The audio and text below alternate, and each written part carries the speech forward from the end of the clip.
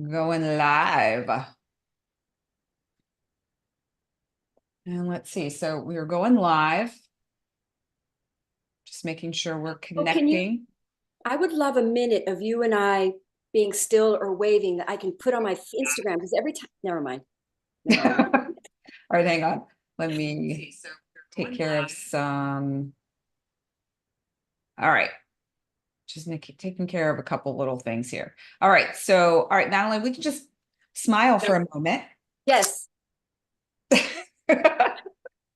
let me take a picture Madelaine, one more time. Okay, good. okay. So Thanks. thank you everybody for humoring us on that. Madelaine wanted a different shot for the I needed start a, for hers. yeah. So here we are. So obviously I'm Amalia and Natalio with Madeleine Parker, and we are Hola. here with you all for the cosmic chat for this Aries new moon total solar eclipse. And holy guacamole, are you all feeling it the way Madeleine and I are? I'm Just definitely feeling it. curious. Mhm. Please, if you're joining us live at any point, drop in some comments, drop in some thoughts, share some experiences. We can use that as part of what we share. I am not going to dive too deeply into the astrology that much, but I do have a number of other energetic reads, maybe energetic forecasts or intuitive nudges that I'd like to share with folks to kind of set the stage for the new moon in Aries.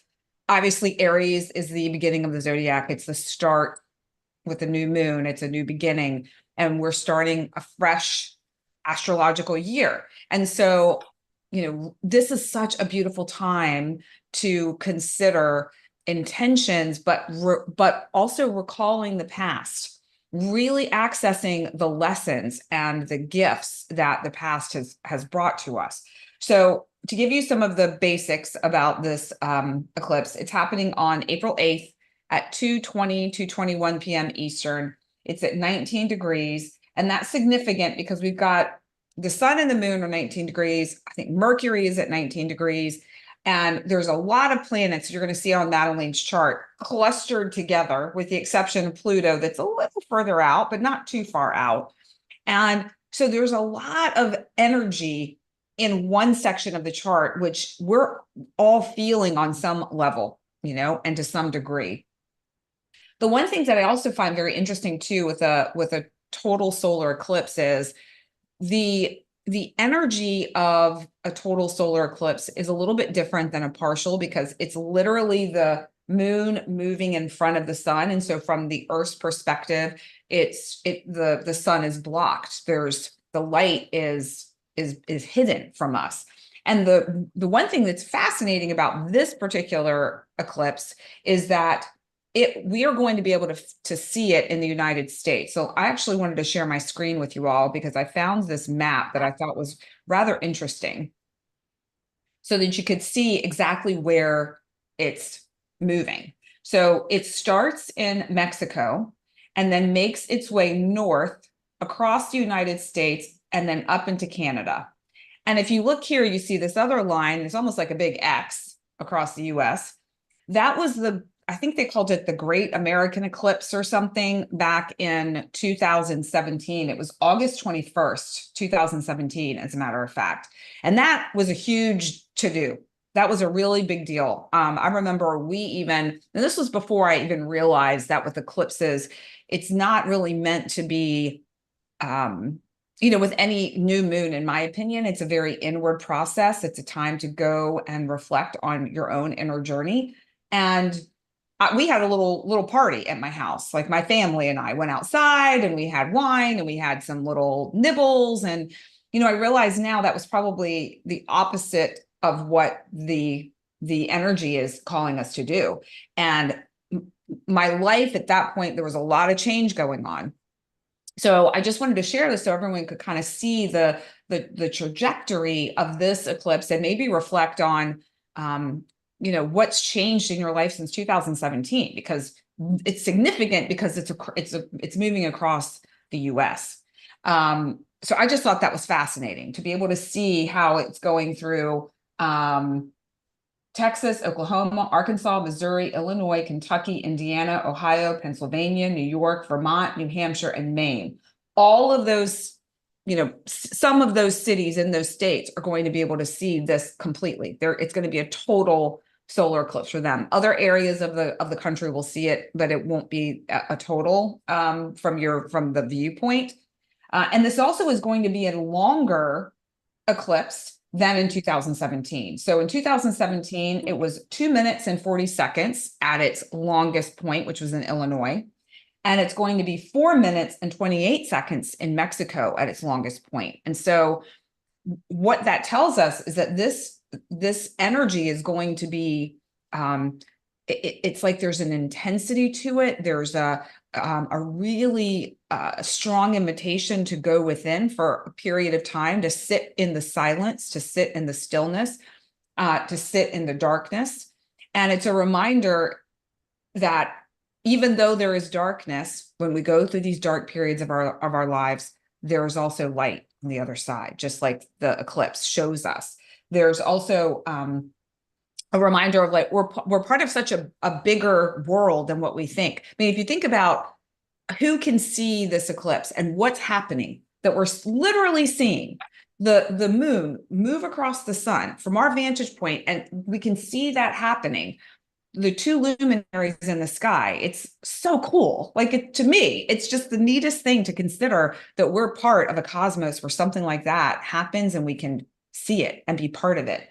And there's also, to me, an awareness of cycles, a reverence for the natural cycles that exist in our universe, and to follow those cycles. If what I noticed when I was out, which was not the ideal thing for me to do, but great in terms of learning from that in 2017, it was totally silent, because all the animals are in their burrows or tucked away someplace, because they know it's not a time to be out. It's not a time to be engaging. It's really a time to be with yourself, be in your own inner world. So that's my invitation to everyone, is use those few minutes as a pause. Use those few minutes to close your eyes and maybe connect with your heart, connect with your divine presence, connect with a higher power, write out some insights that you receive, and maybe come up with a plan to creatively express them, or to let go of them, or to make space for the new intentions that you set.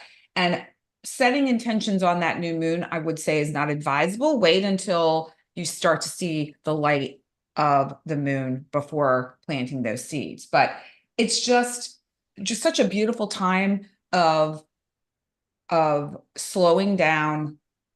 Do not rush this energy. This is not, even though Aries is typically a very rush, let's go, initiatory energy, this is calling us to take a pause before we initiate, and be with the energy of the eclipse, and just allow the wisdom that's available to us to come through. So just a few of my little insights from just tuning into the energy, just looking at some of the path of it. For those of you who are a part of my email list, I'm going to drop a link for where you can have a couple of resources that might be useful for people if they want to learn a little bit more. If you'd like to sign up, send me a little note, drop a comment. I'll add you to the list. Not on your email list. You got to put me on your email list. You're not on it, Madelaine? No. Are you on mine? Yeah. Oh, good. Well, I'm not on yours. I would. Okay. Well, then I'm going to add you. Yay. Holy smokes. So anyway, yeah, so that's kind of the pulse of what I see is going on. Now, Madelaine, I cannot wait to hear what you have to say about the astrology specifically. I looked at it and it seems just really intense, really intense. Yeah. Well, you were bringing up about being outside on this eclipse. This is not an eclipse to watch. It's actually kind of a dangerous eclipse. It's hitting at the fixed star of Caton, something like that. I can't pronounce it very well, which is very much about accidents. And then the nakshatra, or the fixed star that Saturn and Mars are, which are the ruling planet. Well, Mars is the ruling planet of this eclipse, is also in a Pisces constellation, or actually it's an Aquarius constellation, but it's on a fixed star that is also accident prone. And we just saw, and it's with water, travel, air, and it's Mercury is also on this eclipse.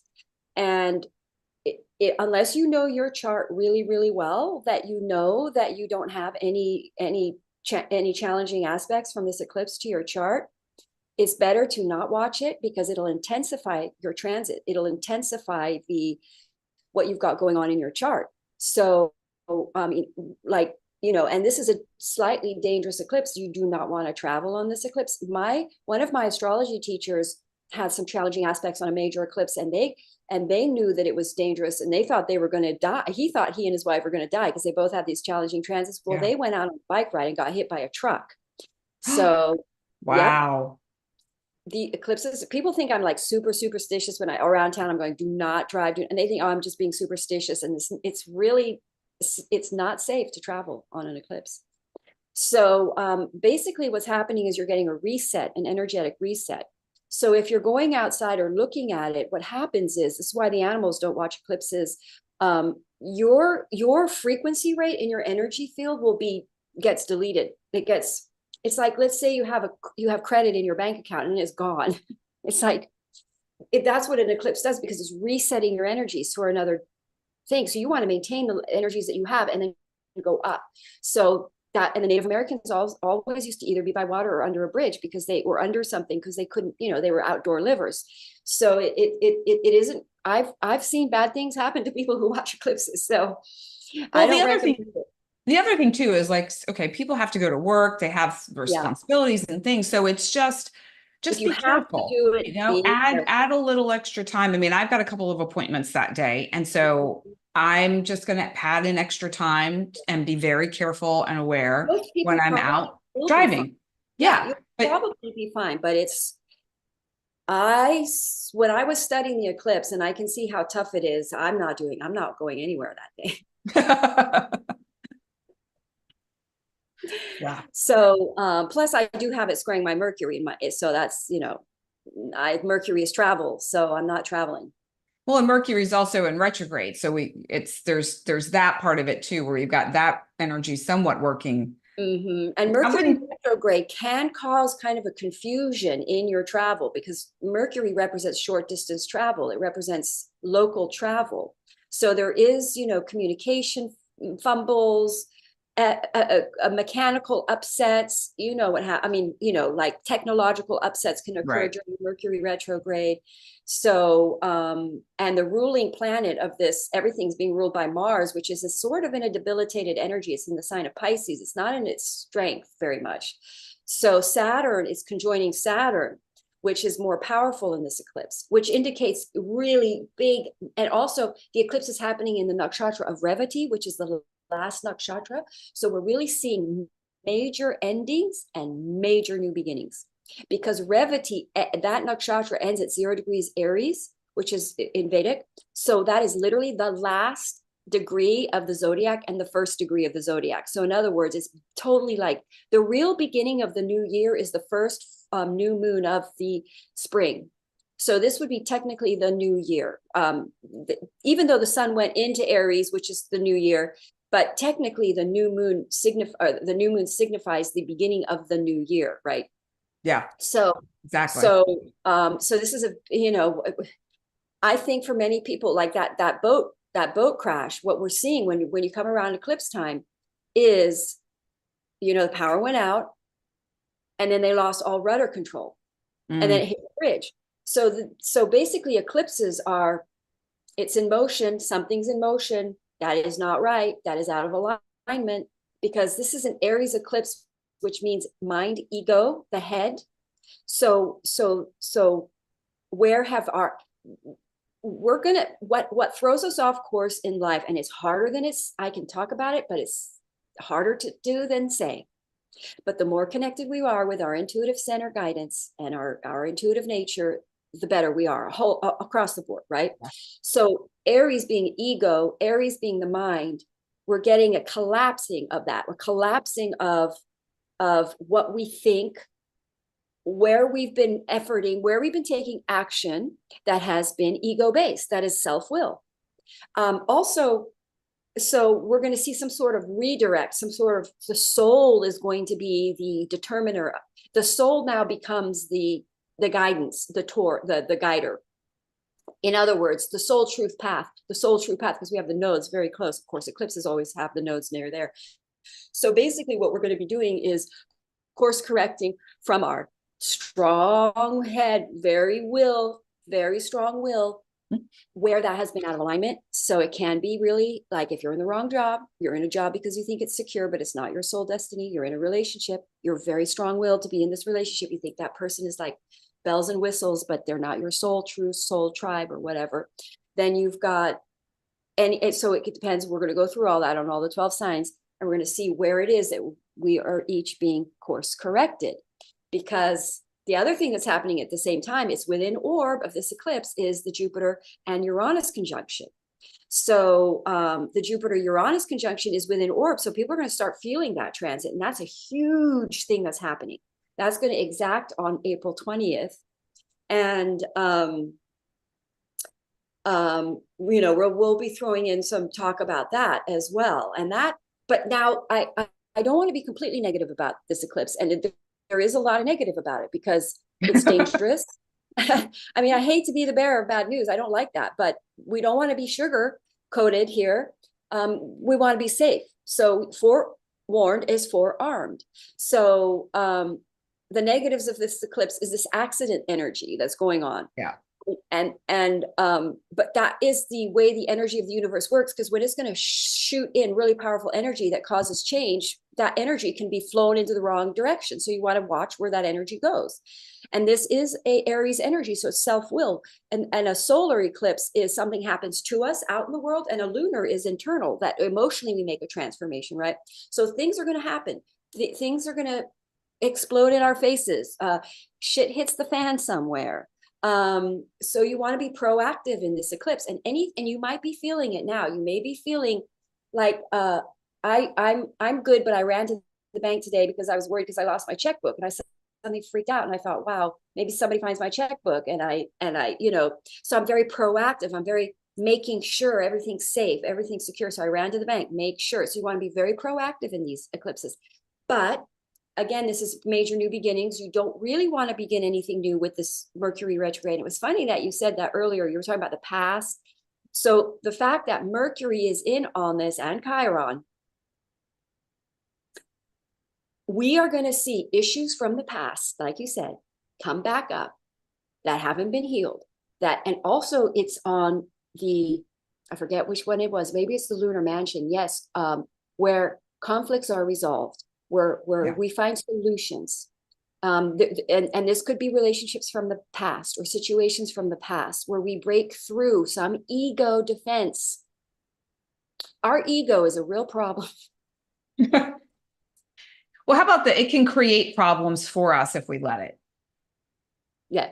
It really can. And all of our problems are ego-based. If we did not have any ego, we'd be fine. We'd be like the animals. That's why we want to watch the animals. They don't have ego. They're connected. They have they have head and heart locked. We were given self-will, so we were divided head, heart. We had to choose, elect through whether we follow the intuitive knower. And we have to effort to do that, And we also make up stories that create bigger problems. We lie to ourselves. We tell all kinds of things. We think, oh no, this, we just lie to our own selves. Like, oh, this is not a problem. I'm just going to tell a different story in my head. Yes. And animals don't do that. No, they're connected. That's why you want to follow the animals on an eclipse, and you will notice it is dead silent, They do not hang out. Well, the other thing I wanted to just piggyback off of what you were saying, Madelaine, because I feel like this would be helpful for people. You were talking about, the energy of Aries, that willful nature of Aries. And to me, I kept hearing willful to soulful. We're moving from this willful energy, this pushing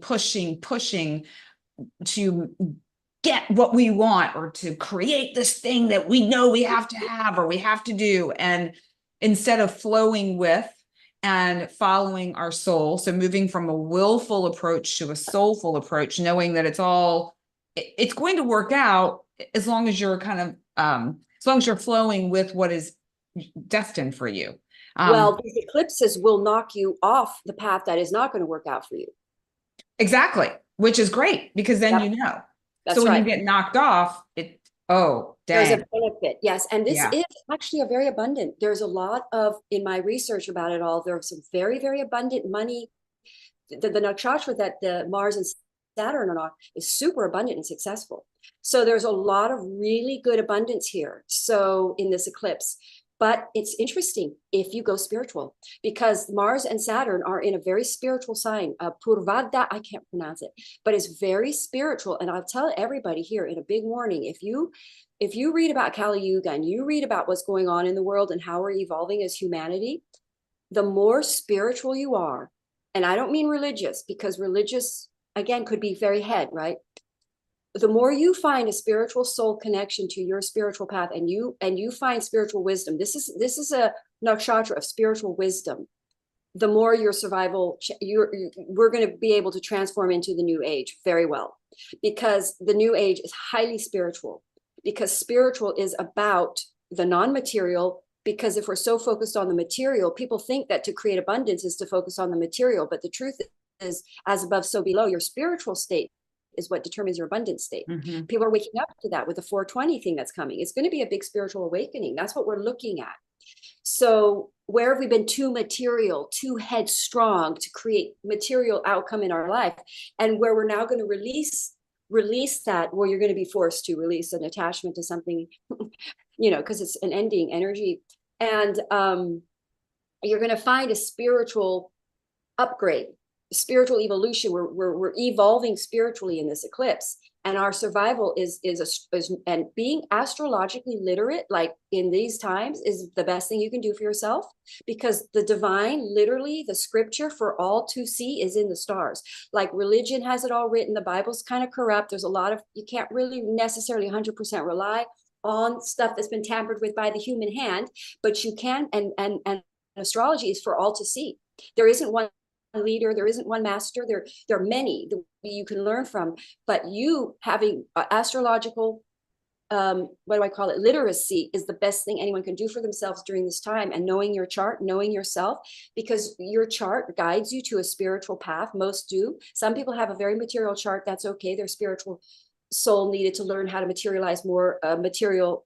But the most important thing in these energies is to find your spiritual practices, spiritual like learn the new practice, ground, all these things, because the more we are following the wisdom of the astrology, the more your abundant future is stable.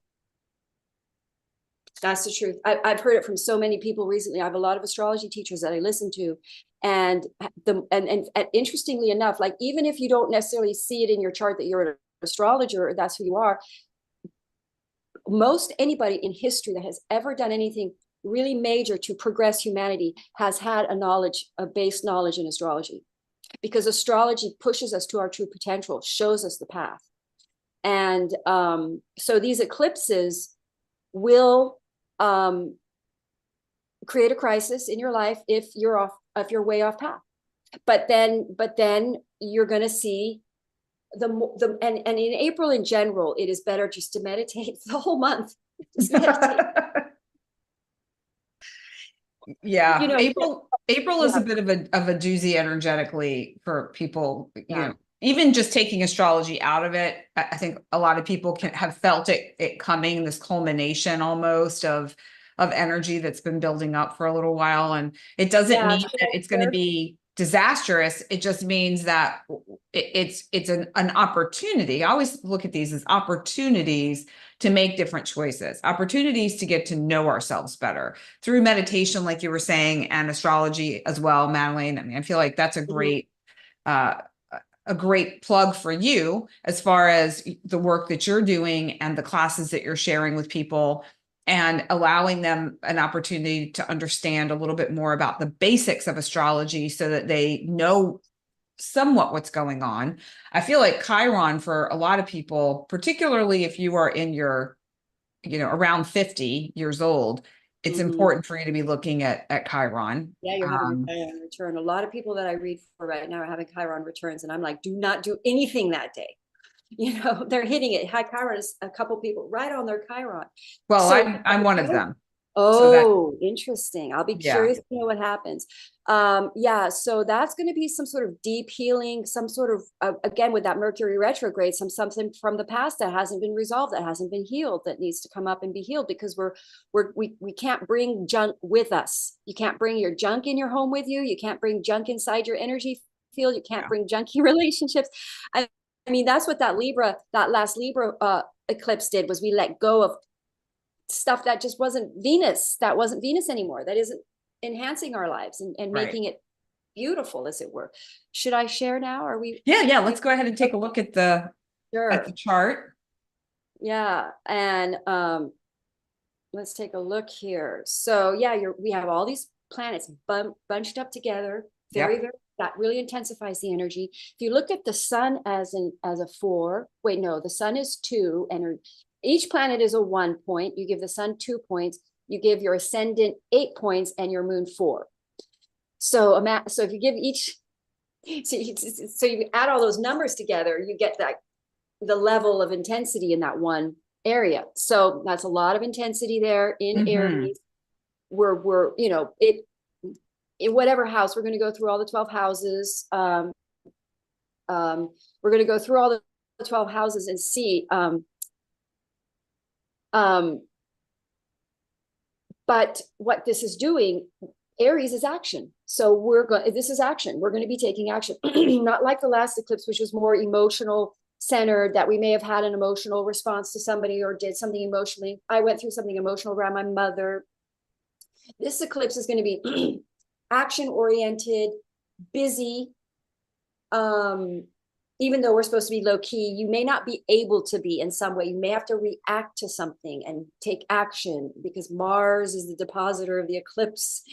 And but again, the more you're going to enter into this, you're going to take action, but it's going to be based on something that is more spiritually soul aligned.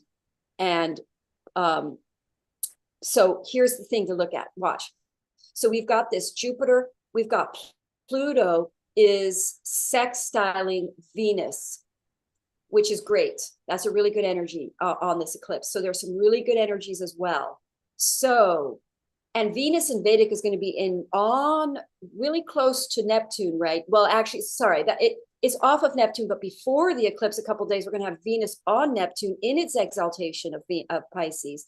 So that's a very abundant, very romantic. A lot of people who broke up in relationships through ego battles will come back together. A lot of divine twin flames are going to come into union right now, or within this window period, depending on where you are in your healing of your codependency issues, etc., that we talked about.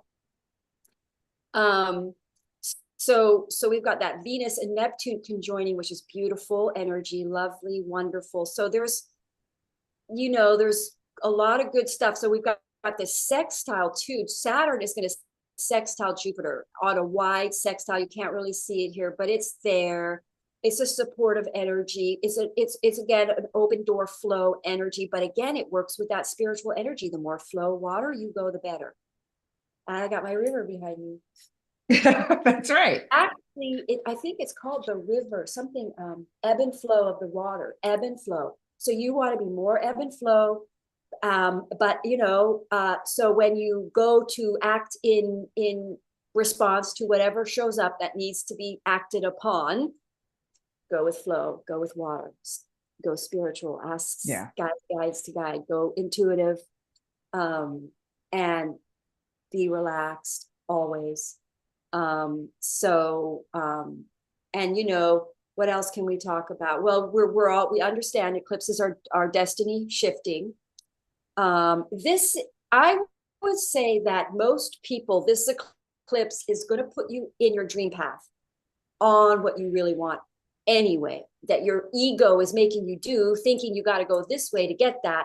And the universe is going to say, no, you didn't have to go that way to get that. It's right here. It's in you. It's that Wizard of Oz kind of deal where it's within you already. I never understood that, but now I do. Anyway, so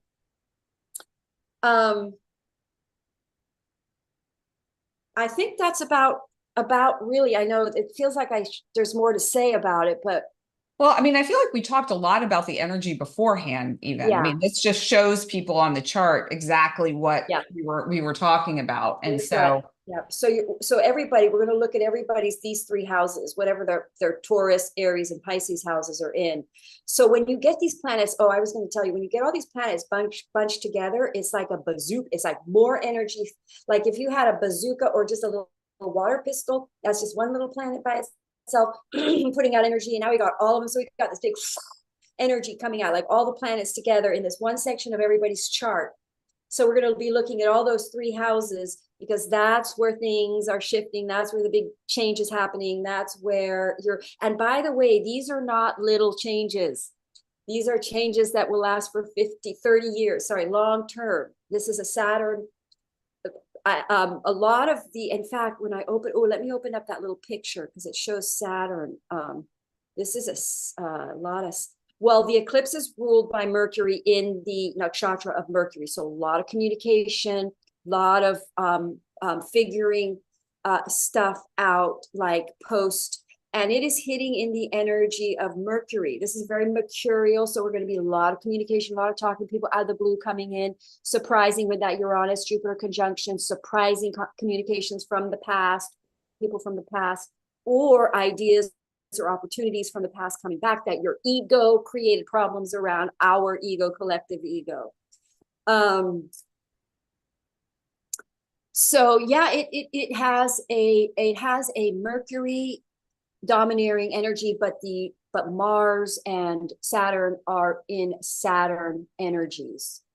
So what do you mean by that, Madelaine? Well, what happens is the nakshatras are ruled, like Revati nakshatra is ruled by Mercury. And this is happening in the Revati nakshatra, but also in this picture, let me show you. In this picture here, it shows that, so you're looking at the decans, because in astrology you have 3 decans, 10 to 10, then to 20, and then to 30. Yep. 1 to 10. Here we go. So here are the 3D. Here we are in the energy of Aries, and you can see the 3 decans, 1, 2, and 3. So this is hitting at 19 degrees. So it's in the second decan, which is Mercury. They call it a Mercury, there's a word for it, and it's blocking my head. Anyway, it's in the Mercury section of that part of the chart, that part of Aries ruled by Mercury. Okay. And yeah. Also the nakshatra is a Mercury ruled nakshatra. But then we have everything happening here in this third decan in Pisces with the Mars and the Saturn. And that is a Jupiter Venus in between, but the nakshatra it's in is Saturn ruled. Right. So it gives it a heavy, serious, it's a serious eclipse. Very serious. We're making serious choices. These are long, it's important, that energy there. So I forget what that chart is called, because there's one like that, a rave mandala, when you're looking at human design. Oh yeah? Yeah, it's very similar to that, slightly different, slightly different symbology on it, some of the same, some different, but so it's very interesting. Would you know what they're called? For anyone who might be interested? I'm blanking. I have this whole eclipse squaring my Mercury, and my mind is like, whoa.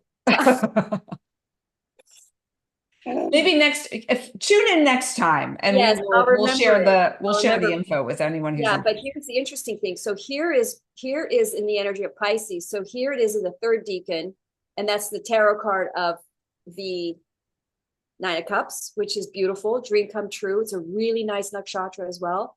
And then here in the tarot card is the 3 of Wands. So it's about the future. So it's like we are going to a future that we dream, that our soul dreams of. And it's around communication. Lots of communication in this story. So that's fabulous. All right. So I guess we'll get started with Aries. Oh, And the first sign, yeah, of the zodiac. So let's go to, I just have to set that up because okay, and as Madelaine's doing that, I will be doing the flower power support. I'm using the flower therapy deck by Doreen Virtue and Robert Reeves. This go around, I used this last eclipse. It seemed like it would be nice to follow that. Shout out to my dear friend Carol, who allowed me to use her deck. I don't even think this one's in print anymore, but let's take a look at it. Let me see what it looks like. Sorry, I was looking at the chart. I didn't well, look here are the I guess I cards. could They're really think. pretty, and I like the gold edging, even though it's super dangerous for the people that make Love it. them. They look pretty. Yeah. Okay, so we're going to start with, I'm on the 8th here, so let's go to hours. Let me just get Aries on the Yeah. ascendant So we're here. Aries. We're looking at first house, obviously. Yeah. I mean, So your identity changes in the first house. When you have new moons, Aries, whenever you have a new moon or a full moon in your first house, you literally like change your identity. People, you're completely different. I mean, when I pull cards right now in a couple of Aries, I get the 10th card over and over, which is their ego dying. Aries are probably going through some mega ego death because they're the worst of these. I don't mean that negatively, but let's just say it this way. They're the most potent of the strong-willed. They can be, they're the ram, they've got that head thing going on. They're very strong-willed, which is great. We need that. It's not a bad thing. It's Aries. But they are going to meet with some sort of major ego death. And so it depends how in tune you are to your soul's destiny, then less so. The more operative you are in what you think. Ego is not just that I think I'm so big. Ego can also be that you don't see yourself as good as who you are. Like lower self-esteem can be ego as well, right? Or low perception of self. that's a great distinction to bring up, Madelaine, because I think well, I'm making an assumption, but I feel like most people, when they think ego, they think a big ego and full of themselves or whatever, arrogance, that sort of thing. When really it can also be a small one where you don't really see yourself as you truly are. I love that you brought that up. Yeah, it's basically what you think instead of how you feel. Yeah. Doing what you think rather than what intuitively feels in alignment, for you. Okay, so well, yeah, I mean, wow, let's just do this for Aries, man. We gotta study this. I mean, I suppose we'll do it for everybody, but gee whiz, this is April 8th. Holy manoli. Oh, okay, the ascendant. I'm going to take out the ascendant here for one sec. We don't need these in. Well, we leave the MC. Oh, we'll take that out. Okay, so we can just get a pure vision here. So basically, you guys, look at that. I mean, this is all in your first house. Your destiny is completely changing. You're rerouting your path completely. I mean, I'm most Aries, I would think by now you can see something, unless it is a crisis that comes in and drives the change. That hasn't happened yet. That'll happen around the eclipse. And then you've got all these planets in your 12th house. You've got the Mars and the Saturn there. So you're really clearing some karmic resistance, some karmic fear, but also perhaps there's been karma in the way of you in other words, you haven't been ready for your path yet. Because of karma clearing that has to happen. Yeah. So I would say there's a big spiritual transformation coming in and a more awakening. I really did hear something really crazy from somebody about their Aries husband. This is a friend of mine. She's married to an Aries rising. And he always thinks all of this is just a bunch of baloney. And he's just like, none of it's true. And apparently now he's kind of getting into it a little bit. Like he's sort of believing in it. So it's like, you could see spiritual awakenings for Aries 100%. That's going to happen in these energies, right? Some sort of death of the ego, which is going to be more spiritual. And then, but there is a karmic element for Aries, and it's going to be releasing of some old patterns that are based in karmic fear, past life trauma choices that you've brought into this life that have been purged out of you, that will now finally be purged because there's this new level, this new beginning. You're leaving that behind. Well, one thing I want to mention too, Sure. I have a client that I'm thinking of that relates to this too, is it could be that the purging has already taken place. And now this is the time for that integration. Now it's like all the, the chips have fallen. Now you're picking them up and setting them where they need to go. And you're forging that new path forward. It doesn't necessarily mean that it might, but it doesn't necessarily mean that something else is coming down the pike to smack you. It may be that it's happened and now it's just already. Yes. Very possibly. Yeah. Yeah. It's just not a great feeling. Having Saturn in your 12th house feels crappy. I mean, it's a funky energy. So it feels heavy and hard, and you're repenting. By the way, that cross hits in Rapture, the town of Rapture. So everybody wants to repent as much as you can, because that's what we're doing. We're clearing our past shames. That's a very shame energy to have Saturn in your 12th. There's a lot of shame energy for Aries that they're purging and clearing right now. So, but that's going to go, that's going to pass. And then you're going to have Saturn in your first house soon, where you do initiate, you grow up. There's a big maturation occurring for Aries here. Yay. So are we ready for the flower? Sure. Yeah. Okay. So for Aries, we have the wisteria. The message is time to decide, make a decision now so you can move forward. And I mean, that's pretty much Aries, in my opinion. Aries is about moving forward. They have all those planets there, allowing them to kind of get themselves ready to create a whole new self, a whole new way of engaging with their life and experiencing life. So, and I love this too, because it's got a little bit of purple and a little bit of white. So it's almost this pure energy that's coming in, this transformational energy with the purple. You have the divine support, and it's a fresh, like a fresh start. It just feels purple nice. is the color for the 12th house. It's the color of Jupiter. The 12th house is ruled by Jupiter, or it's Neptune, and the color for Jupiter is purple. So that's good color for that. Yeah, it's in tune. So, okay, Taurus. All right, moving along to Taurus. So Taurus people, wow. I mean, I just don't know what to say to you guys, because I mean, you've got this Uranus-Jupiter conjunction hitting in your first house. I mean, it's like you guys are going to have some kind of major liberating. It's happening at about 19 to 20 degrees, the same degree point of this eclipse. So any planets anybody has within 15 to 25 degrees are going to be hit by both of these transits, on either trined or squared or sextiled or something, oppositional or something. And so there's going to be, Taurans are, I mean, I'm fascinated to see what happens to the lives of Taurans. So they're going to have the eclipse in their, Aries is in their 12th. So they're going to have the eclipse in their 12th house. And Taurans are a fixed sign. They don't like change. They get stuck in their fixedness, though. They don't like it necessarily. They feel a bit bored by it. They get, but they create a lot of security for themselves, which is great. But now I think that's going to get rattled up. I think the way Taurans there's a karmic fear base with that Aries thing, and there's this karmic, very big placement there of a lack of trust in God or the divine to provide, because that's what happens with a Tauran. That's why they don't want to shake it up, because they've got everything. They've got all their ducks in a row. They've got their income stabilized and everything, and they don't want that rattled up. They like to keep their life nice and stable for that. Well, the universe might be saying, rattle it up, you're safe, but you might be too fear-based in that. Creating that stability or that stagnancy might be kind of fear-based. So this is why you're having the Aries eclipse in your 12th house, which could be travel, long distance travel, getting you off your static seat on some level, and bursting out of some sort of fear, because you've got that you're liberating yourself from some sort of limited way of living by your own choice, by your own sort of repressed hand, as it were. So now the universe comes in and says, no, it's time for you to bust out of your fear-based karmic trauma, past life trauma situation, because Taurus, Scorpio, there's a relationship there. So there's some sort of like going against your intuitive nature, because you're intuitive. Sometimes, see, this is confusing. Sometimes you got to always listen to your intuitive nature, but sometimes there's a comfort choice you make that's just comfort that you keep doing, that you just feel safe in choosing.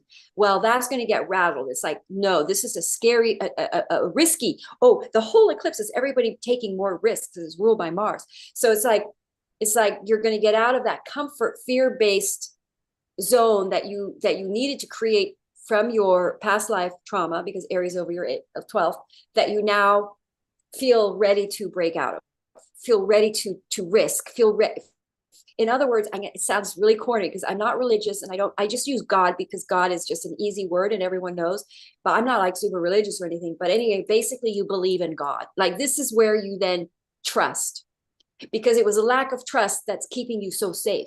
So now you believe, now you take the risk, now you get out there, now you travel, now you go out there, you explore, you go spiritual. The 12th house is very spiritual.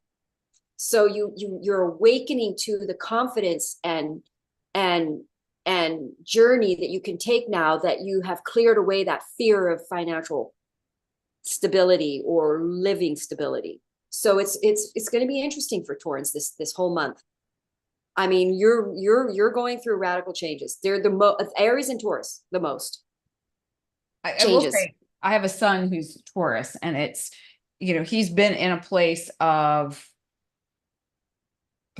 following his own comfort level versus going out and doing something because he's here to make an impact. He's here to make a difference. I mean, we all are, but he in particular has got this innovator type of energy to his chart, and it's almost like he's held himself back a little bit. I think you said something about, you know, they have a limited way of living based on their own choices. Mm-hmm. And that's very true. Now, Yeah. I also believe that our words they carry power, and the words that we choose to speak, the thoughts that we think, are almost like spells that are creating our life. They're influencing the frequency of our life experience. And the flower that came out for Taurus was the daffodil.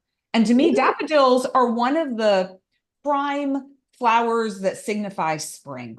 You know, the daffodils pop up, at least where I used to live in Virginia, and that was one of the first signs that spring had sprung.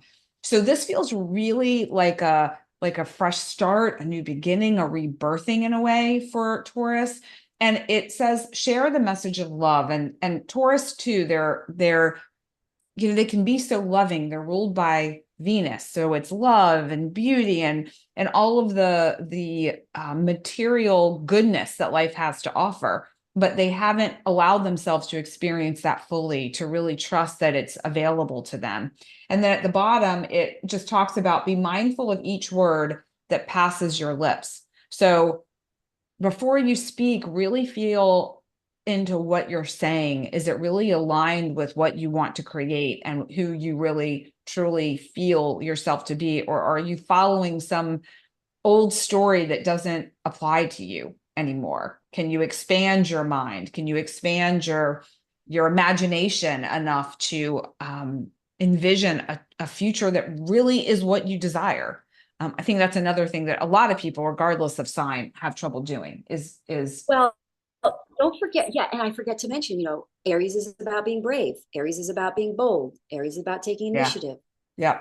And that's a solar plexus color right there. So it's like, and the solar plexus is where we're very empowered by the divine and empowered by the chi energy, the source energy. So it's like they get stepping into their power, stepping into their confidence, trusting, believing and trusting in everything more. You know, I'd be curious to see what happens to you. I know you have a Taurus moon. Yeah, me and Misha. Yeah, we both do. Oh, wow. So we're Fascinating. both getting a little dose of something. Yeah. I mean, you know, it's a wild card with this Uranian Jupiter conjunction, but I think it's super abundant. I mean, I haven't studied that deeply yet. I'm going to go do that soon, but it can be very abundant. Although, you know, there's some people predicting the internet crash or some sort of financial crash. There's YouTube videos out there that are talking about this from the astrologers. So it's good to be wise and aware of what's going on. But I do feel it on the overall for individuals, it is abundant, very abundant. What degree did you say that was? 20 for the It's Uranian Jupiter conjoining, I would say is, I think it's 19, but I'll double check. It it's might be 19. 20. Yeah, Okay. it's 19. Oh, well, wait, Uranus currently, hang on a minute. Uranus is at 21. No, it's going to be at 21. Okay. Yeah, because Jupiter is going to meet with that. Now Jupiter meets it should be on the 20th. Yep, you're going to feel it earlier. You're going to feel it on the 19th, 18th, 17th. I mean, it's within orb right now. It's 3-degree orb because Jupiter right now is Jupiter right now is at 17 degrees. So on this eclipse, which is on the 8th, Jupiter is going to be within orb.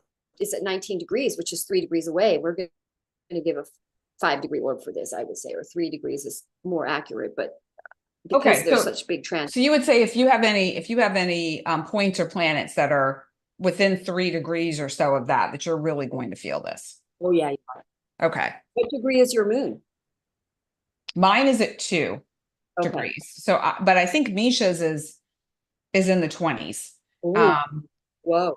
I'd have to look at his. And my son's sun is at 26 degrees. So he's on that edge. Yeah. Yeah. Yeah. Yeah, very So, interesting. yeah, we're going to see liberation. This is liberating. This is outbursting, freedom, expansion. Yeah, So I'm looking at Misha really quick because I was looking at him. I was looking at his chart as it relates to this earlier today. Yeah, oh, his moon is at 19. So his sun is 20, but his moon is 19. I knew it was close. He might suddenly become recognized. He may suddenly get some sort of fame or some sort of recognition. It could be that this happens, that we've been predicting for him for a while, and you. Yeah. Very, very interesting. Very interesting. Okay. So Gemini, what's going on with them? The Gemini, you are brilliant. Gemini, super smart people. They are, all of them. Very mutable, though. They're very hard to get them to make a decision, but they're pretty smart. No, I'm just kidding. Okay, let me get to Gemini. We still love you, Dan. Yeah. Our Gemini pal. It's so funny because Dan was asking me a question the other day. He was doing some sort of pictures he was putting together, like he wanted to put them up on his wall, and he was coming, and we were at a coffee shop, and he was looking, which one should I buy, right? And he's doing all that, and I'm like, oh, how about you do this and you do that, and you go this way, and you choose these 3 and put these 3, and he went, okay, great, and he put those ones back and he got the other one. He did exactly the exact opposite. I can't wait for him to see this. I was like, okay, I'm glad I helped. All right.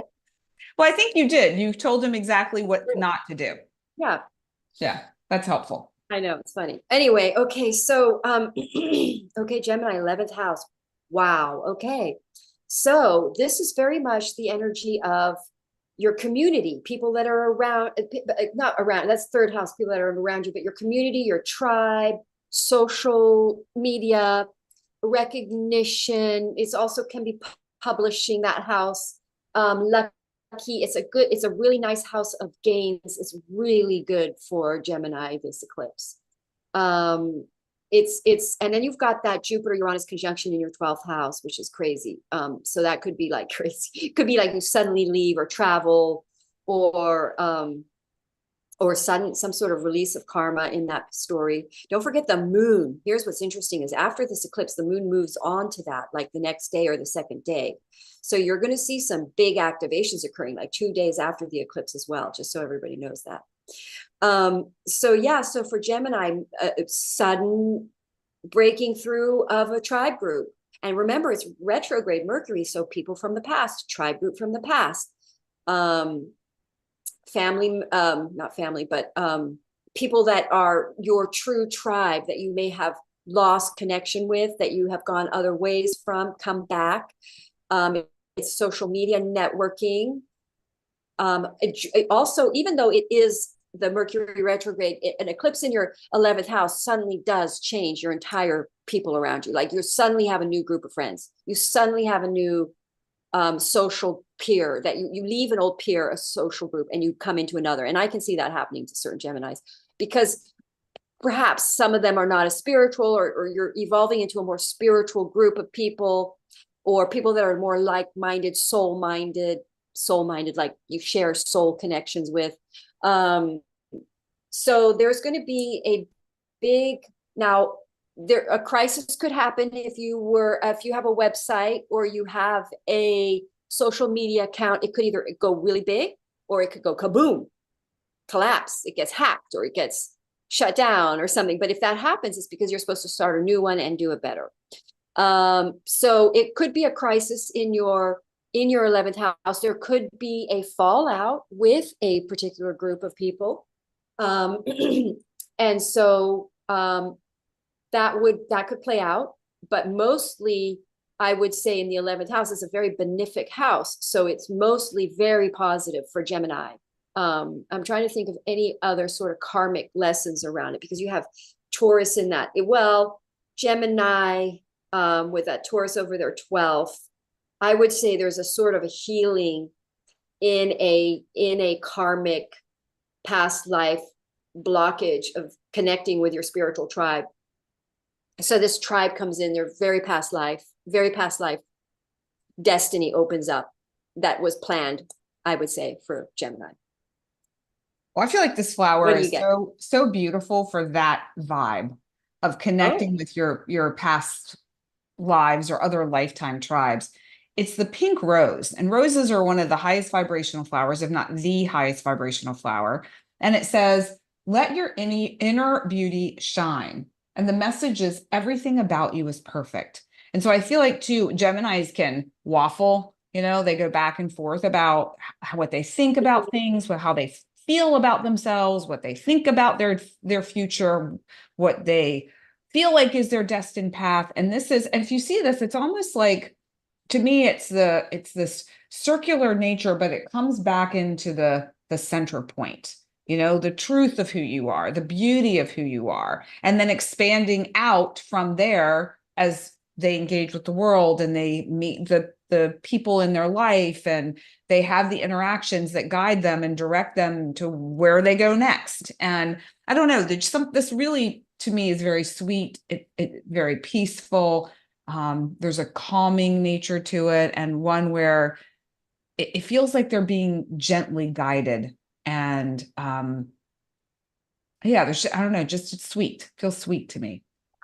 And that energy does feel like you know, it spirals into the center. So it's kind of like, Yeah. I mean, you know, Gemini are going to be similar ego because it's an air energy. They're very mental. So it's sort of like the unraveling in that picture. You know, this is an unraveling of the heart type of eclipse, because we're unraveling the things that we did that went against our heart or went against. That's like, whew, feel that. And that picture really kind of says that to me. Yeah. Cancer, let's see what they have to say. Talk about the heart. I'm excited. Cancerians with their big heart. Even though I have it squaring my Mercury, and I can feel it because when you get a Mercury square, you don't sleep well. You get very racy thinking. Your fear-based thinking, internal dialogue is going to be amplified. So I got to turn that down. Boy, I have anxiety. I very rarely have this bad anxiety attacks or mental, but I just like freaked out about nothing. Like it was so ridiculous yesterday because I couldn't find my checkbook. So I suddenly thought I lost my checkbook and someone took all my money out of my account. I mean, it's just ridiculous. I was like freaking out trying to find my checkbook. But it's also weird that I can't find my checkbook. Like I don't lose things like that. I'm very paranoid about this. So anyway, so well, that's revealing something to you, Madelaine. There's something more to that. I know. So I've got to go figure that out. But basically, because I went on this road trip and I had so much stuff. And I remember when I got back, I was exhausted and I just carried all the stuff in and I just grabbed all these things and I just piled them in my room. So now I'm like, where, you know, what did I do? But anyway, yeah, interesting. So yeah, I mean, you know, with that Mercury retrograde in your 10th house is a very good career energy for Cancer rising. You're going to have, it's interesting because I will say something has happened to me. I've always trusted astrology or believed in it, but this eclipse is making me as a Cancer, and I'd have to ask other Cancers if they feel the same way, an even stronger confidence about what their career is. Stronger, I see the importance of it even more because I know that we need more spiritualism in our world. So I feel like, wow, no, I got to take on this project. I got to get serious about it. So Cancers are going to get very serious because remember, Saturn is in the picture. And I'm redoing my website. That's the other thing I'm doing today. So we're getting very, we're maturing. Remember, there's a Saturn element to this eclipse, Saturn in your 9th house. We're maturing. We're taking things seriously. We're growing up. We're taking on our careers as a more important thing. And then and remember, this is an action-based, I had somebody I read for it go, but I had to do all the work. And I did, this is the eclipse where we do it. We're the initiators. We take movements and then we have really good results. So, and intuitively, I just said, I've got to get this website up. I've got, like, my intuition is just kicking in about it. So it's like, cancers are taking their careers more seriously. The ego, it,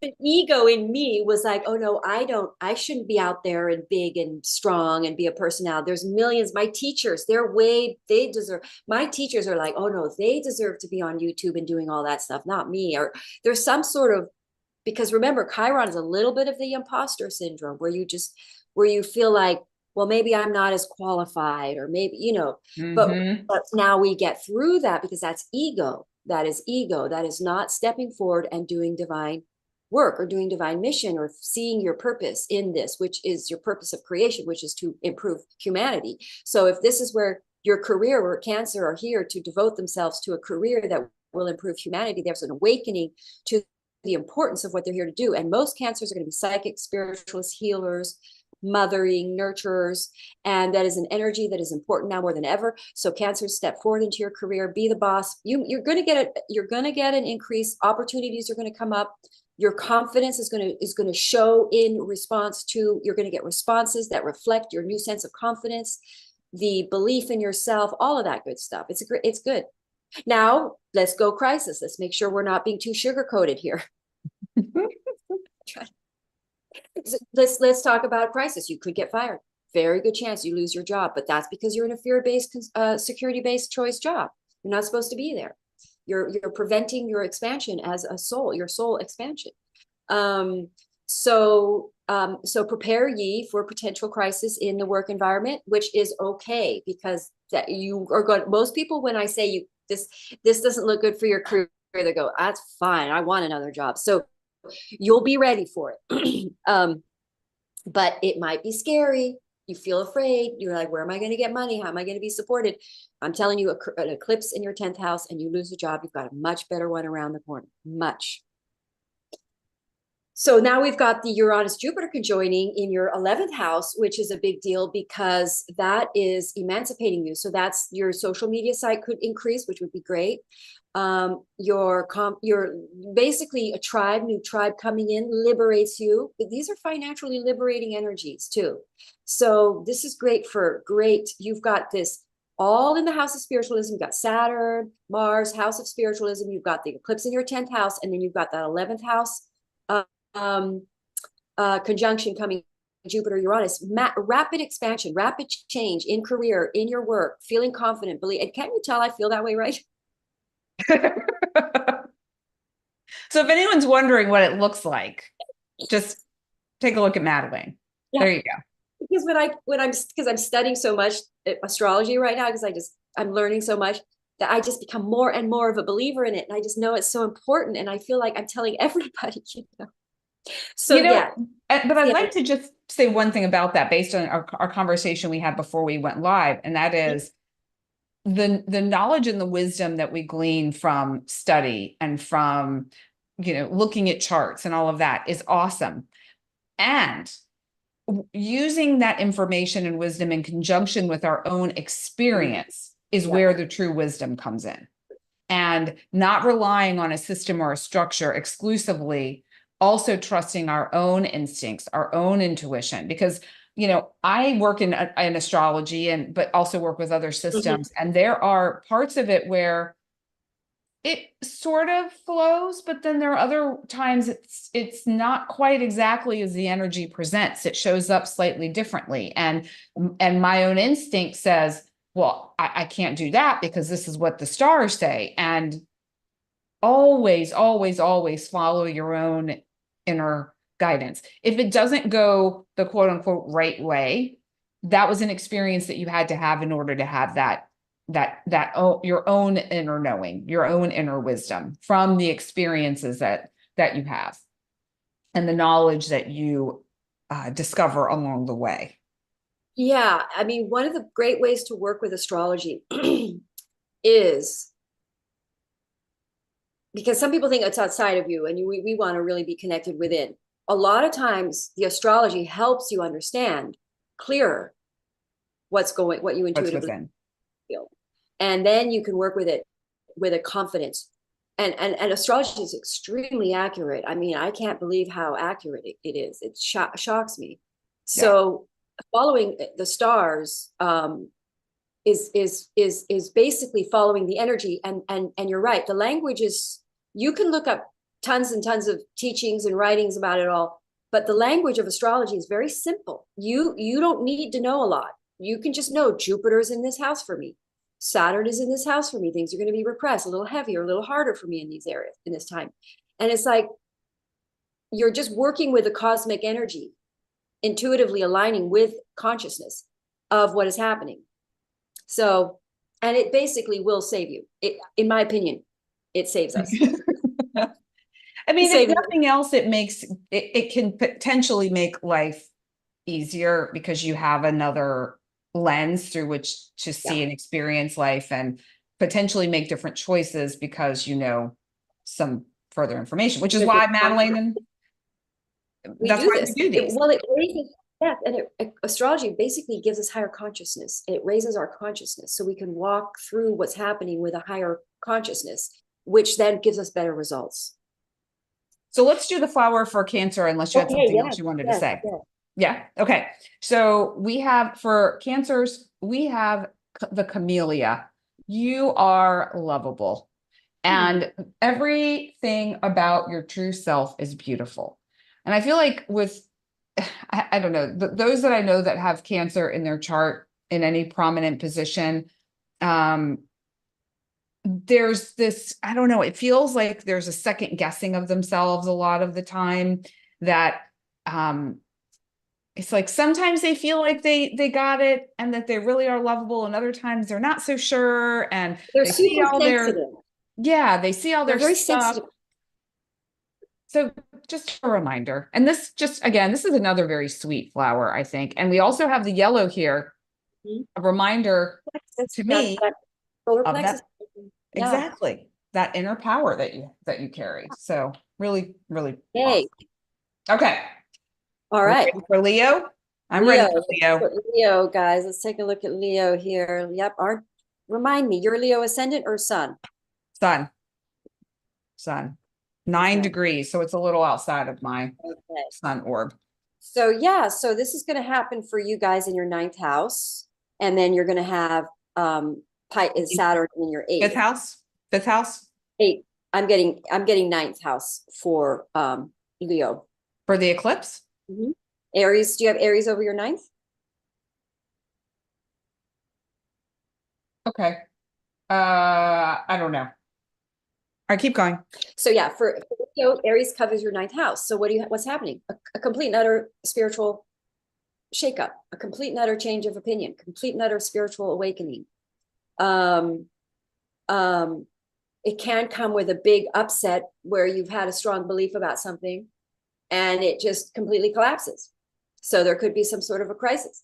Like, let's say a Leo is in a relationship that isn't right, because maybe somewhere else in their chart shows it's a relationship transit, and it ends, and then they just have this big mind like collapse, thinking, gosh, I thought that was the person, or something big. I mean, we're talking a really big turnaround are you feeling anything like that? Because you'd be feeling it by now. A shift. You may wake up to importance of spiritualism. You may see something. I read something. I don't have Leo in my chart, but I read something about the Kali Yuga and how the world's shifting, and we're coming out of Kali Yuga, and the next era. Kali Yuga is the worship of false gods, or the worship of false prophets, which are celebrities, kings, people with a lot of money or whatever. So what's the opposite of that is the spiritual, is the balanced, the person that is both balanced spiritually and materially. And so we're leaving into the age of Aquarius is a lot of spiritualism. So we're going to get these Leos stepping into a spiritual belief, a spiritual way to walk, an awakened importance to it. Now, if you could, let's say you're very hyper religious, you've been in a religion, you may suddenly quit that religion. Like one of my astrology teachers was very into a Buddhist religion, and he's at an eclipse in his 9th house. Quit the religion, quit the haircut that went with the religion, just went back to who they really were. So we're talking about a spiritual crisis, ego. Remember, so Madelaine, can I pause you one sec? I feel like I just looked at my chart because I could have sworn that Aries is over my fifth. Let's take a look. Fifth and You're sixth, fifth or sixth, are you ascendant Leo? depending on the system. Are you ascendant Leo? No. We're going with ascendant Leo. Okay. Okay. You're rising Scorpio, right? Scorpio. Yeah. Okay. All right. Sorry. I just wanted to make sure we were on the Yeah, same no, that's good for path. people to understand. Yeah. Yeah. So yeah, Leo puts this eclipse over your ninth house.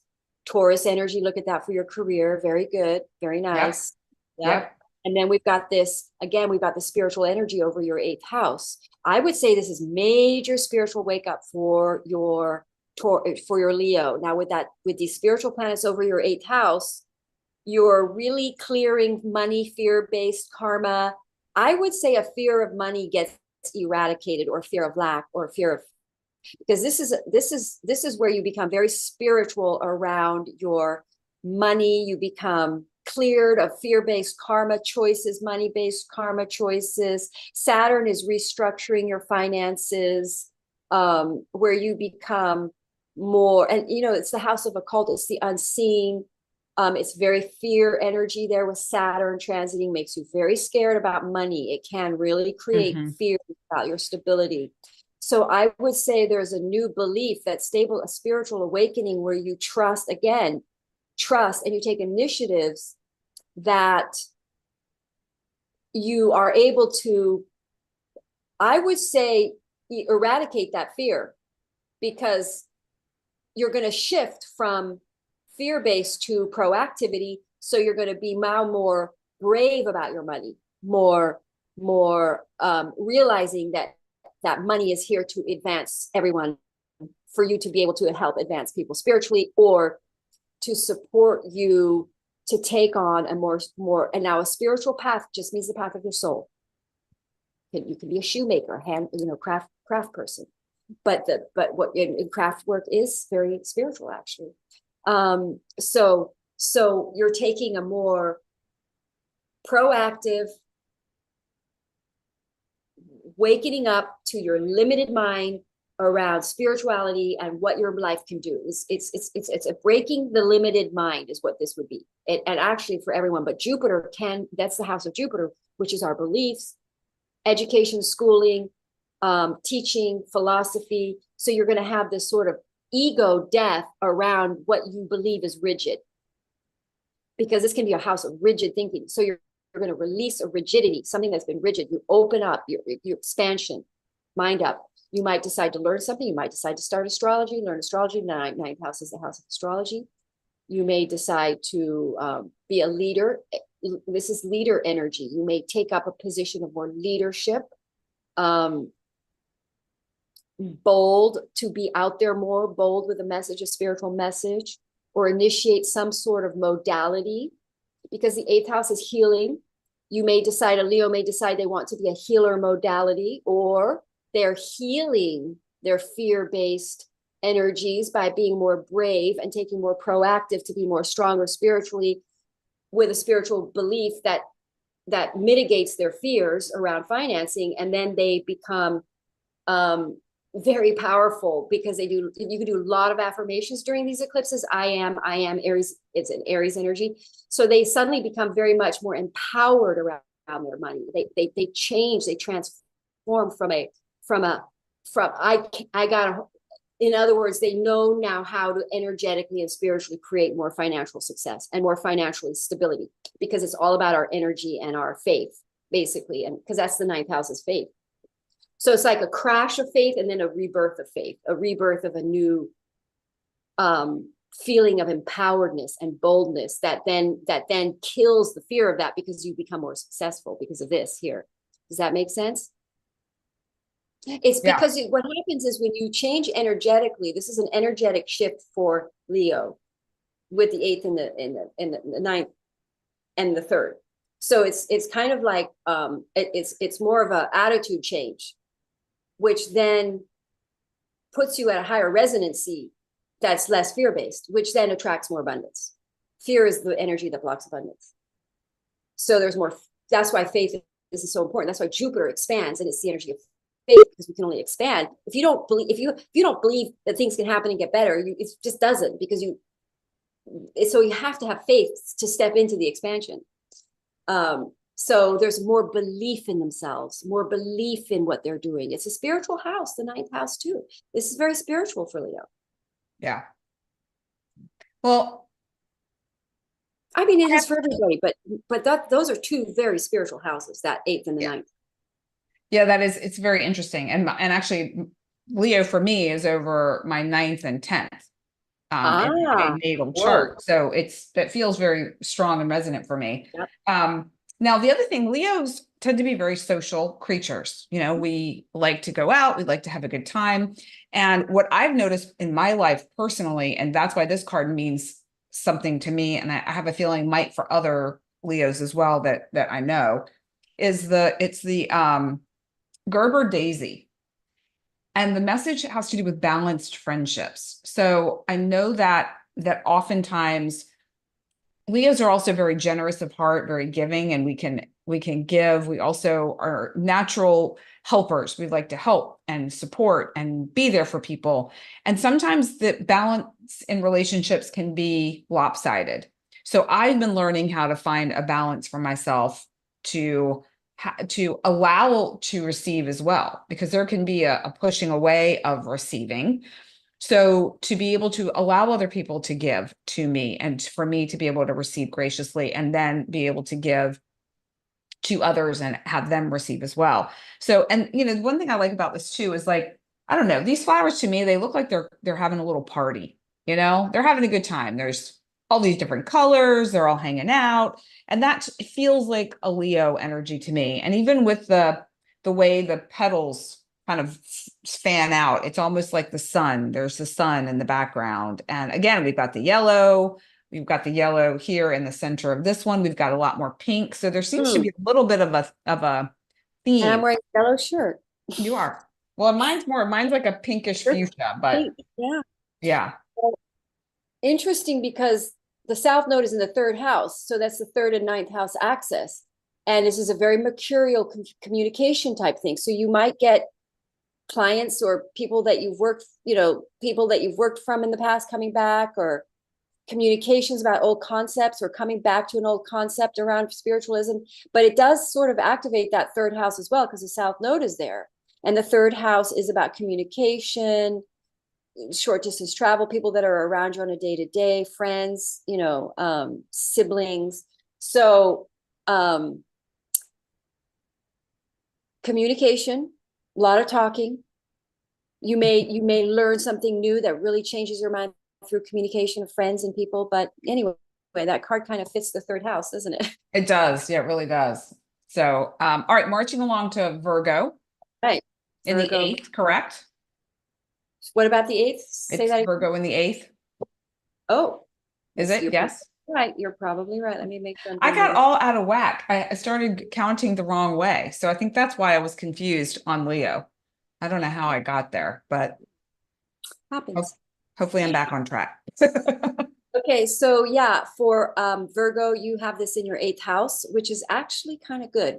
Now, obviously depends on your own chart, whether you have some negative transits going to this, like some squares and oppositions. But on the whole, this could be financially extremely good. It's a financial house. It could also be, it's a very, very sexual house. It's a relationship house. It's joint resources. Suddenly, all of a sudden, out of the blue, Virgos get into a relationship, joint financing, joint resources, put money together, and passionate, your true person from the past coming in, if you're in separation from them.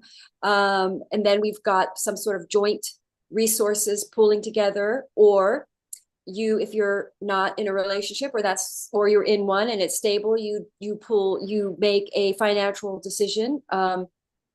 You suddenly are able to refinance your property, and it comes through, and you gain outside resources. It's not the 8th house is money we gain. That's not from a job. It's not from working. So there can be some sudden windfall of finances coming in, or it could be a crisis. There could be a sudden tax return that comes in, or this is happening in April, which is tax season. So some kind of tax crisis comes in, but it makes you active, proactive to change something and fix it. You might be being taxed wrong. So you're going to be proactive, or you get a huge tax rebate. That could happen too. Or you find you have a big, massive deductions. I had an eclipse squaring my 8th house and it eradicated a debt.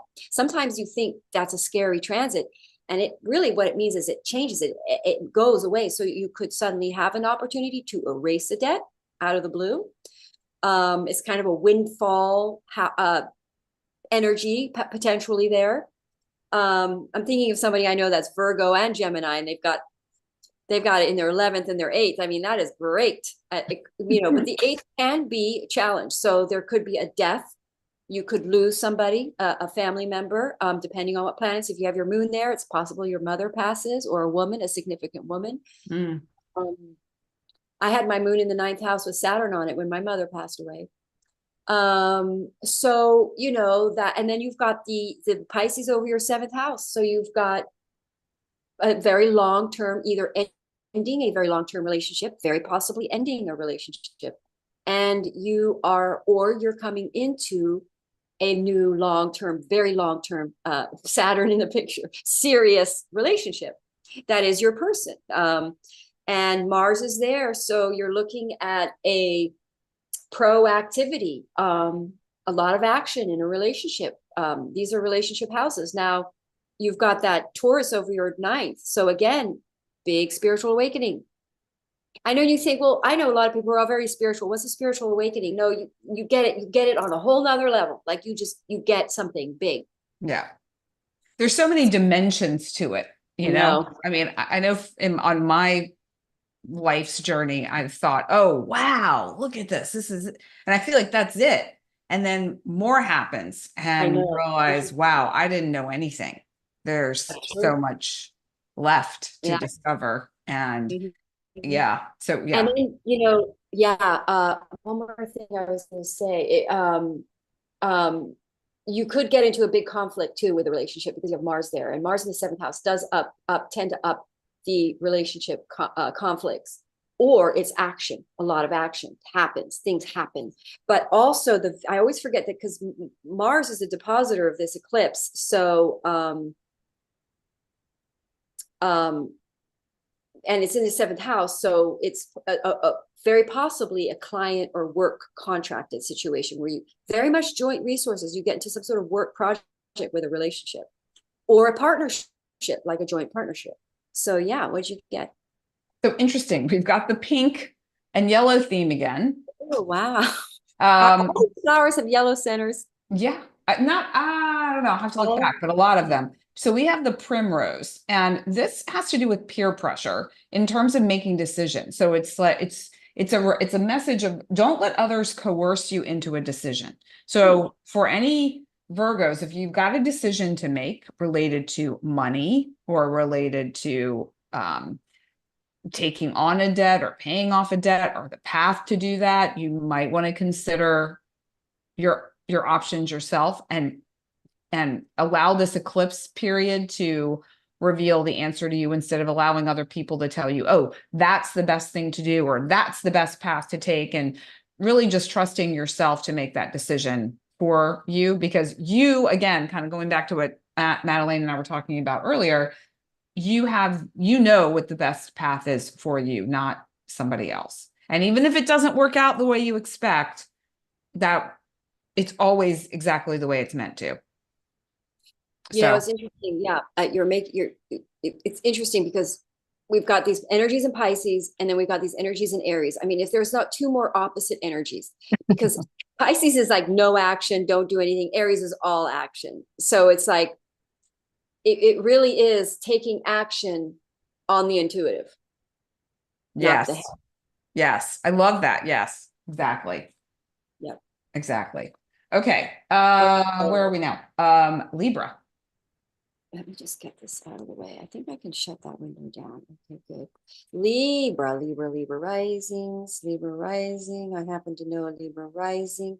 All right, so an eclipse in your 8th house of relationships. You either are ending a relationship, bye-bye, or you are transforming your relationship to another level, or you're starting a new relationship. And again, this is serious. We're talking serious energies. We're talking Saturn in the picture, and I see 129 right now, 111. Anyway, so Aries, Libras are, we've had that South Node eclipse on your ascendant. So you're releasing your unaligned ways you compromise yourself in relationships. The happy people pleaser is gone away for Aries, Libra for right now. So it's very possible in that last eclipse, you stopped being a people pleaser in your relationship. And in this eclipse, the relationship goes kaboom. And it could happen out of the blue, this energies. And it would be fast. And or you quickly get into one. You've been single for a while from the previous Libra eclipse, and you are now healed. And because it's a healing energy, or you reach out and communicate to someone from your past to heal the situation. I see 333 on dance club, and you heal a relationship that is the true relationship. It's a big healing energy. Now I do know Aries rising who is in a relationship, and their relationship, I don't know if it's going to work or not, but they've been going through a lot of upheavals. And so it's possible they just have some healing to do between them, and then the relationship is restored. So if you're in your true love, these energies are going to break up non-true love relationships and put true love relationships together for Libra. These energies, if it is not love-based, soul-based, true, these energies are going to break it up. But then there is a lot of confidence and growth in the Libra with Aries over their 8th house, as far as that Chiron and that Mercury. There's a new confidence. They busted through some sort of fear to communicate a truth. There's a lot of truthful energy in this eclipse. Revealings. We've got Pluto trining Neptune and Venus before the eclipse. So we're getting, but with that Aries over the 7th house, there's some courage. So like for instance, a Libra rising may have been in a relationship where they're not setting boundaries. Now they set boundaries. And that is something that Libra rising don't do. They're not great boundary setters. Well, Aries is all about, it's very boundary. So now they're getting the confidence to stand up and set boundaries and say, this is what I want. I'm no longer going to be the sleepy one in this relationship, just going along, getting along. This is what I want. This is where I want to live. This is how I want to do it. So they're becoming more selfish. Aries is a selfish energy. So Libra rising are being very proactive about relationships, making changes, shifting their energies around it, being confident, being what they want. Like a lot of times a Libra rising won't be who they truly are in a relationship as a way to manipulate and hold the relationship. So now it's like tough. If you don't like who I am now, you can leave. If you do, great, stay kind of vibe.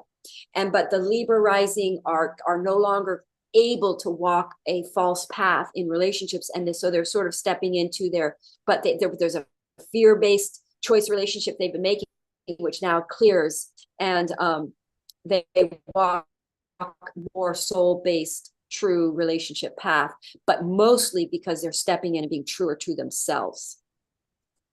That's my take for Libra. They're being their more authentic them, and they're being not worried about losing the relationship in that transaction. Well, I feel like this flower is pretty close to that energy. Okay. It's very pure. We have baby's breath, the start of something new. It's again, another sweet one. And it says, magnify your intentions. Choose a specific goal to work towards. So this feels like kind of a continuation of the story with Virgo in a way of, not allowing other people to make decisions for you. Libra also, it's like, don't allow other people to make decisions for you. You're following your own path. You're choosing your own goals. You're moving towards those for yourself. And you got a clean slate with this white, beautiful baby's breath. And the baby's breath too, if you think about them in a flower arranging, they're the filler flower, but without them, it doesn't feel like a full bouquet sometimes. It feels like there's something missing. Mm-hmm. And yeah, I can't help seeing wedding in that. Marriages, weddings, people getting engaged. Yeah, that's great. Deciding to marry somebody. Mm-hmm. Yep. Committing. Yeah, pretty cool. Yeah. And it is, you're right. It's the pure love. It's the dove love, the dove love. Dove love. All right. All right. Moving to Scorpio. Scorpio. Okay. Let's take a look for Scorpio. So Aries in your sixth house, which is challenging because that is one of the harder houses. The eighth, the sixth, and 12th houses tend to be the more crisis type houses. So there could be a health crisis show up that you have to then quit something. This is a very powerful eclipse. So it's a very good time to quit something. If you've been trying to quit sugar or something, caffeine or something, this is a good time, or anything. If you have a drug addiction problem, anyone out there, this is the time to do it, to quit, or just a bad habit, any kind of a bad habit. So this is going to improve your health for the long haul, for a good long time. And it may have been heavy dealing with this because of Saturn in your fifth house. Let me just take a look at that. This is a stressful house. So you may feel a upsurge of stress and anxiety hitting in the buildup, especially if you have planets there.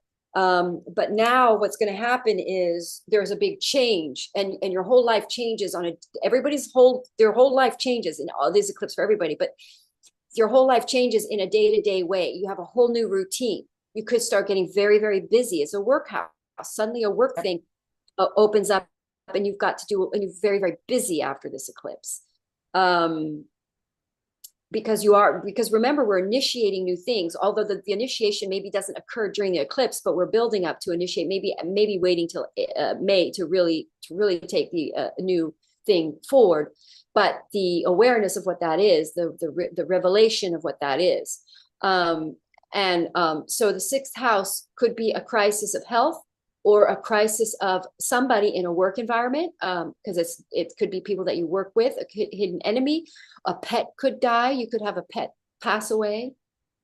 An eclipse in the sixth house, a pet you've had, or you get a new pet in this eclipse, and they're going to be with you for 30 years. Choose carefully. You'll be stuck with this pet forever. Yeah. It's funny because Misha and I were literally just talking about that, about a pet Really? last night. Yeah. And I was saying no to a pet. Yeah, you may change your mind. Who knows? Eclipse, you may pop across a little puppy that is so darn cute you can't say no. Oh But gosh. anyway, yes, I know the pet thing is hard because we love them, but it's in reality it's challenging to. So anyway, so we are with Chiron there, and also something comes up that, let's say a health issue shows up. We've got, or you've had a health issue, and then we get some really great healing. This is powerful healing for the potential is there, and also communication involved with stress. So words that haven't been said that have been stressing you out. You may have a sudden outburst because it's been building up in you. And so there's an outburst, but that's been making you sick because you aren't communicating. I tell a lot of people I read for, if you don't communicate this to somebody, you're going to get sick. And they're like, no, I'd rather not communicate. I'd rather not communicate because it's emotionally challenging, like to parents or something. You got to tell them something. I say, if you don't tell them, you're going to get sick. 2 weeks later, she called me and says, you were right. I got sick because I didn't want to talk about it. So, so we're talking about opening up, communicating, releasing stress, breathing out that energy so that you can then become much healthier. And ending, you might quit a job. That's a job house. That's not healthy for you. And a day-to-day practice that's not healthy for you. And then you have a new situation, a new work, or a new routine. Definitely a new routine and new busyness for sure. What do you got? So we have the Snapdragon. You'll notice we've got yellow, we have orange, we have pink. We got a little bit of everything. And the message is release all anger. You were literally just talking about this, Madelaine. And the other part of this is don't give power to negative words by speaking them. Speak from your higher self and make communication peaceful and loving. And I've noticed this for myself with a lot of anger surfacing that needs an outlet. It needs a place to go. And that doesn't necessarily mean that I'm screaming at somebody. It just is allowing that energy to flow. We've talked about this on past cosmic chats, whether that's taking a walk or punching a pillow or whatever. And then the words we speak. I mean, I know a lot of us like to talk about all the strife in our life and the problems and, and to a certain degree, that's important to do in order to express that and in order to maybe bounce it off of somebody because you're not really sure what to do or how to handle it. And that's very helpful. But when we regurgitate the same story over and over and over and over and over again, we're anchoring in what we don't want. Yeah, that's the sixth house. What we do on a day-to-day level that determines our health and our wealth. What we do on a day-to-day. Yep. So that was Interesting. quite interesting. Yeah. And just right. just so you know, Madelaine, we have a kind of a hard stop at 5. So for the other, our Okay. last How 4, much? just keep it in mind. About Okay. 20 minutes. Yeah. Okay, well, good. Okay, I can zoom through here. So we're on Sagittarius, correct? Yep. Yes, ma'am. Geez. Nice eclipse for Sagittarius over their fifth house. So you may have a falling out with a certain friend or relationship that was superficial. Fifth house can be superficial kind of sex or superficial flings or romances. They're fun and playful, but they don't have a lot of depth or not long term. So anything like that will crash away and go bye-bye. And then you meet a new friend, and that becomes your person. That becomes a new relationship. What else? It's very much a relationship energy. It could transform a friend into a more serious relationship. I think I just said that. But with the fifth house eclipse with Chiron there, you're healing a friendship. You're healing an important friendship that's going to last a long term. You're working something out. Now it's also the house of creativity and projects. So you suddenly have a friend coming in, or collaboratives, because sometimes when I see planets in the fifth house, it's collaboration energy. So a creative project that you're collaborating with opens up. A friendship is healed, so you can then collaborate.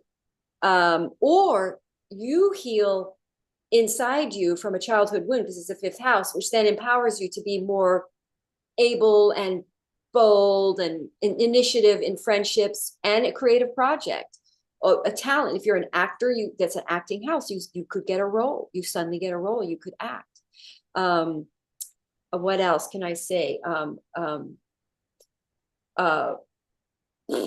me take a look here. Communication from a friend coming back, retrograde, Mercury retrograde. Communication from a friend coming back from the past, coming in and talking to you and wanting to initiate a creative project or a co-collaborative, or a relationship, just getting into a partnership long term.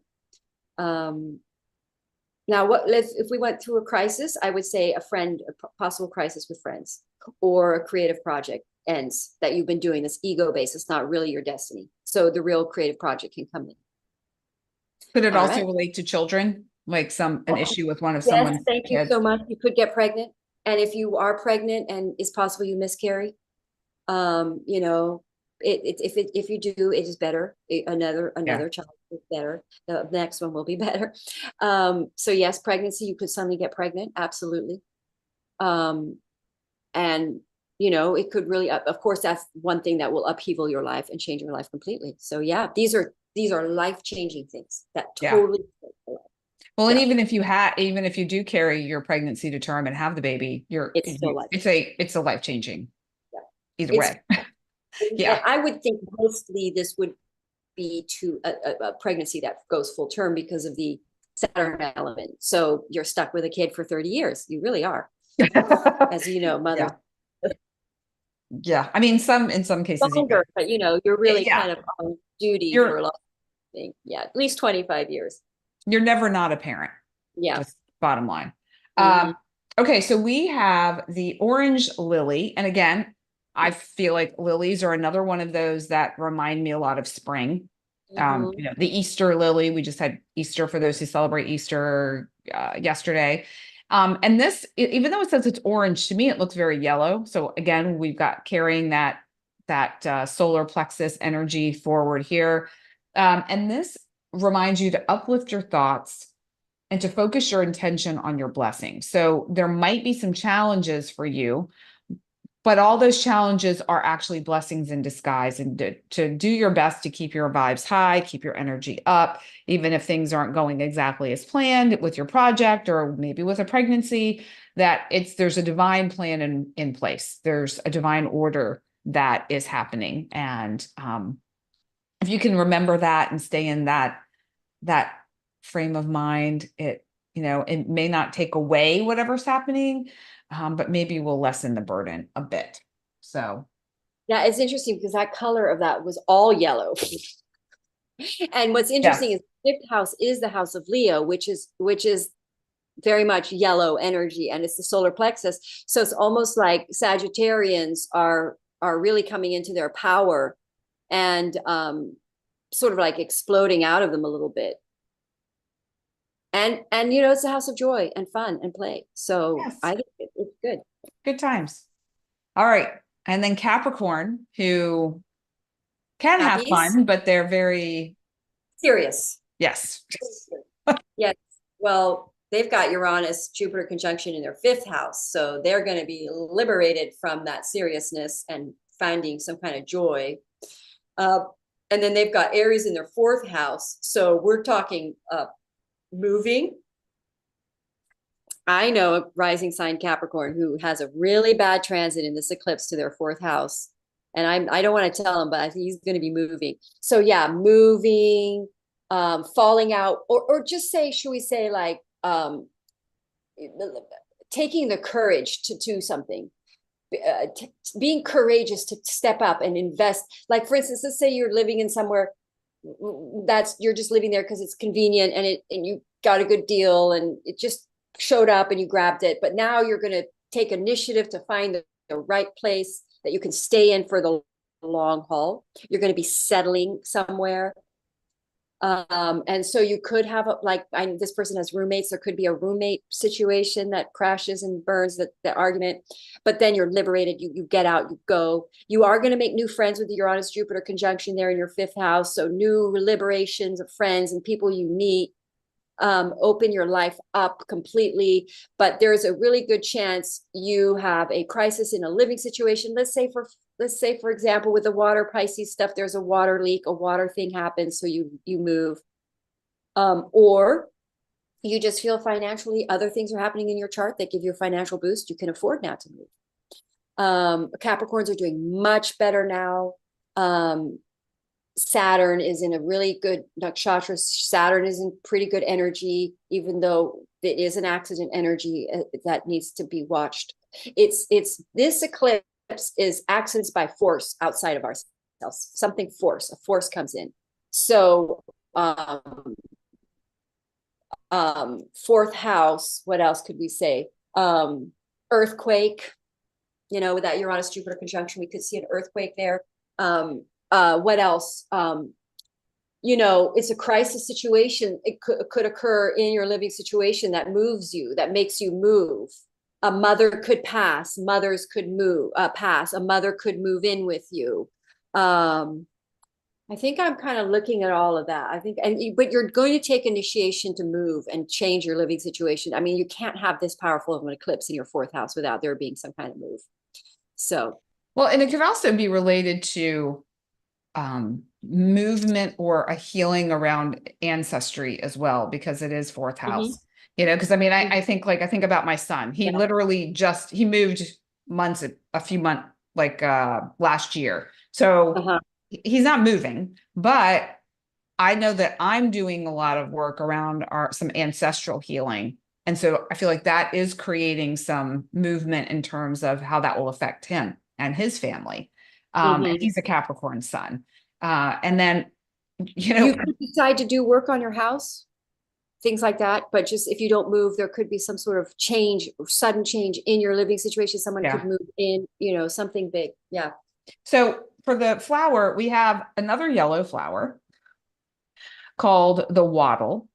And the message is laughter. And what I love about this is when I was thinking about the Capricorns that I know, they all have very infectious laughs. So every time I hear them laugh, it makes me laugh. Not because their laugh is funny, but just because it's so joyful. There's this, I don't know, there's an ease to it. It comes from like deep within them.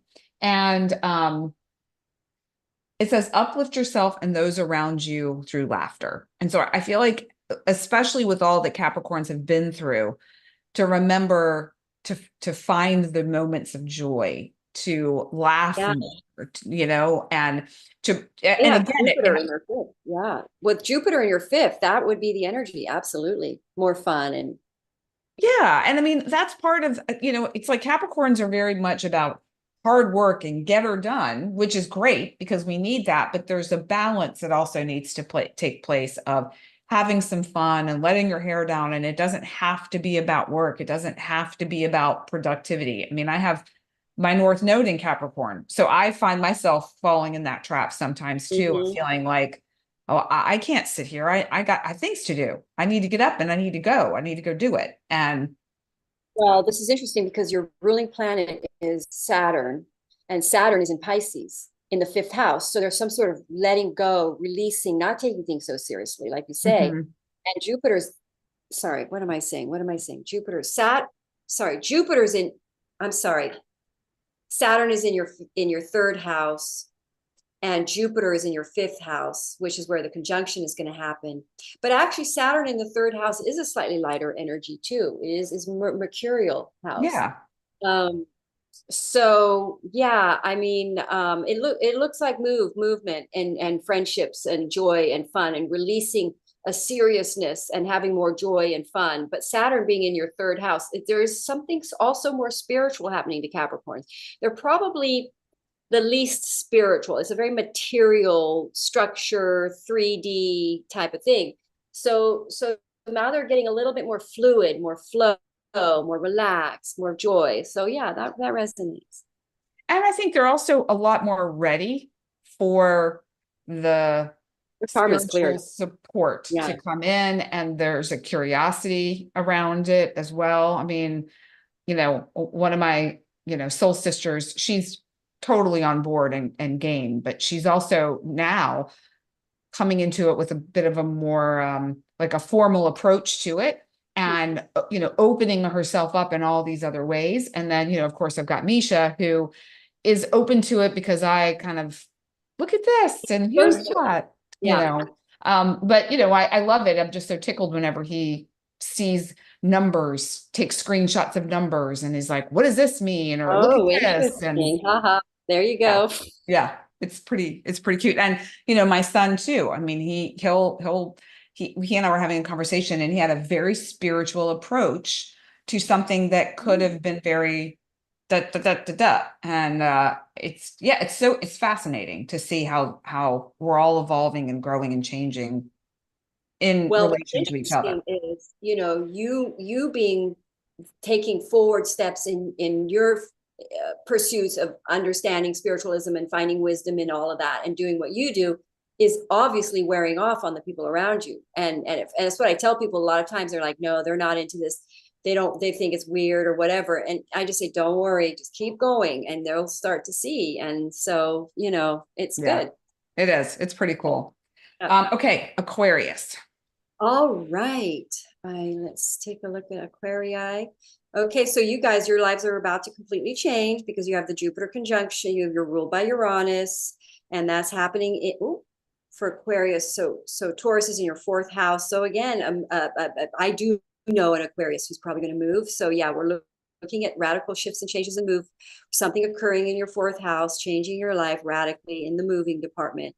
And then we've got the Aries in your third house. So this is third house eclipses are like, be very careful. Aquarians, do not drive. If you don't know your chart, I know Aquarians that have planets in their third house. You don't know your chart, don't drive. If you might, this is accidental prone with the third house. It's the Mercury house. So just at least a day. But now here's a couple things that could happen. You get information or communication that really surprises you and changes your life. Or because it's that Mercury retrograde in there. So you're going to hear from somebody, it's communication that completely changes your life, or you're the one who communicates and completely changes other people's lives and your life through communication, right? So, but it's also the house of work. So there could, and it's like short distance travel. So, and it's also a busy house. It's a Mercury house. So it's like, all of a sudden you get very busy, hear information, you start a new job, you start a business, or you start a website, you start working on your website. It's funny because I have Saturn in Aquarius and I'm working on my website. So it's third house stuff, communication, you start a Instagram feed, you start a business. it's with Mercury there retrograde. It's something from the past coming in that needs to be resolved, communicated, a lot of communication happening with that eclipse in the third house.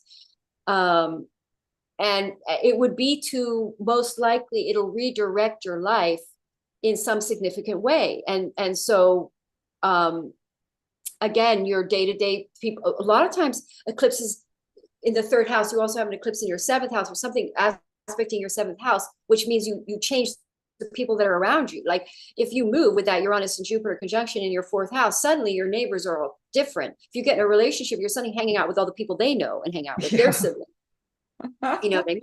So it's like, and vice versa. So it's like changes that are occurring in your surrounding day-to-day life, people that are normally around you completely change. You could get into a really bad argument with someone or a sibling or a neighbor or something, and then you move or they move or something shifts. So if we look at crisis potential, information comes in that makes you have to move, or you could get in conflict with a sibling. I know sometimes people with eclipses in their third house, they don't talk to their sibling anymore. They fall out. But then this sibling may have been really negative and they're not really healthy, and you're just always interacting with them because they're your sibling and you feel like you should, but then you discover they're just, or you heal a relationship with a sibling that you haven't been talking to because of Chiron there through communication, or a neighbor or somebody. Go ahead. Okay. 2 cards. Guess what colors they are? Yellow. Yellow, pink, and white. Wow. If you look online and you look up the colors for each zodiac sign, you want to know something really interesting. Aries is pink. Pink is one of the colors for Aries, because red and usually people that are very successful wear pink. Wearing pink is a really high vibrational and attractive color. So a lot of Aries are successful because they'll wear pink. Anyway, that's interesting. Okay. Yeah. Well, it's definitely in the forefront for this reading. So we have the yellow rose, which the message is balance, work, rest, and play. And you were talking about that at the very top of the Aquarius read. And then we have the sweet pea, which is your wishes are coming true. So remembering, I think for Aquarians too, they haven't had it tough like Capricorn, but they've had some bumps. And yeah, well, Pluto now in their house. So yeah. So it's been a little bit tough. So just know that everything that's happening is moving them towards their destiny. It's moving them towards their divine future. So, yeah. And with that bright yellow color there, it's like, again, it's very much that solar plexus energy of self-confidence. Maybe the Aquarians suddenly believe, because they've got Pluto on their ascendant, they have to stick up for themselves with Pluto on their ascendant. So suddenly they're able to really speak authentically and true and be bold and speak up and have the confidence. And I know Aquarius rising who has her Chiron in the third house, and she can't speak right now. She's like completely lost her voice.